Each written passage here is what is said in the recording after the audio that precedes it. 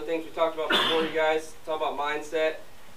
You guys, we've showed you this book before, right? The E-Myth book, if you haven't seen it by now.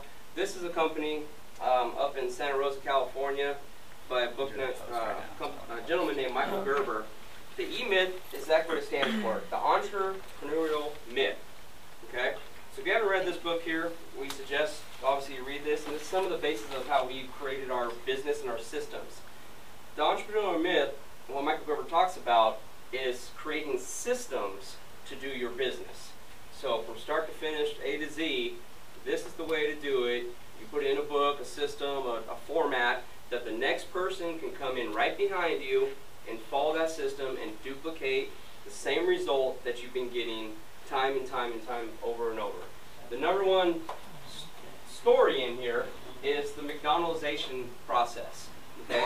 So understand that Ray Kroc, when he created McDonald's and building his empire there, it's exactly what that is. When you go to each individual McDonald's, no matter across this world that you go to, and you order that McDouble, it's going to be prepared in the same fashion every single time.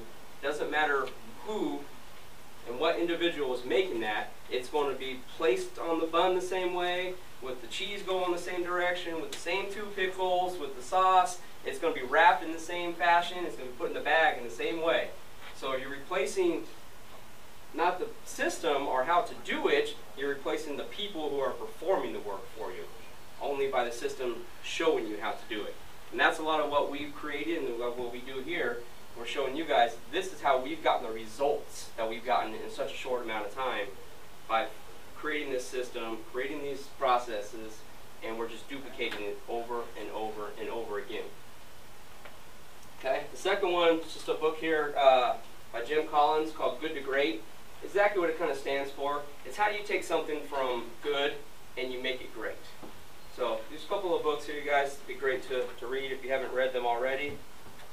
And then I've also showed you guys in the past here the Complete Home Improvement Guide, Black & Decker. I'm going to leave these on the front here. You guys can pass them around or whatever you want to do too. This is a great little book. It's about 20 bucks, 18, 20 bucks on Amazon or where to go. Pictures, how to, start from inside of a house, how to do whatever, in every different component. It's great with the photos and everything. It's not that I want you guys to be the best construction guys out there. I just want you to understand the components of a home. So when you're talking to a contractor, sound educated. We talk about, right, is it when you meet with somebody and you give them that scope of work, that scope of work is extremely detailed. It's telling them from start to finish, interior, exterior, what do we want that house to look like? It's kind of that blueprint, right? So we tell them we want to demo this wall, we want to relocate this here, we want to use this paint, we want to use this fixture, this light fixture, this faucet. So we're getting them the SKU numbers, the prices, things like that, right? It's the same thing when you're talking to the contractor and getting that bid from them or walking them through the house. We don't want to tell them, Todd, how many homeowners you deal with to tell you, well, I want to move that thingy over there, and can you put that, do this to that, and it doesn't sound very educated, right? And they want you to make the decisions for them. Yeah.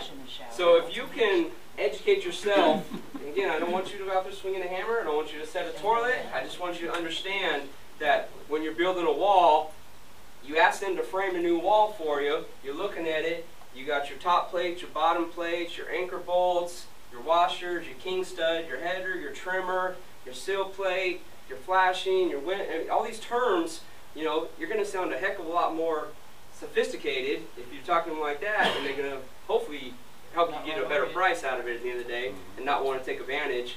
But Lisa, do you feel like sometimes that, and this industry is obviously very male-dominated, that maybe contractors don't respect you as much as they should up front until you work with them and talk to them and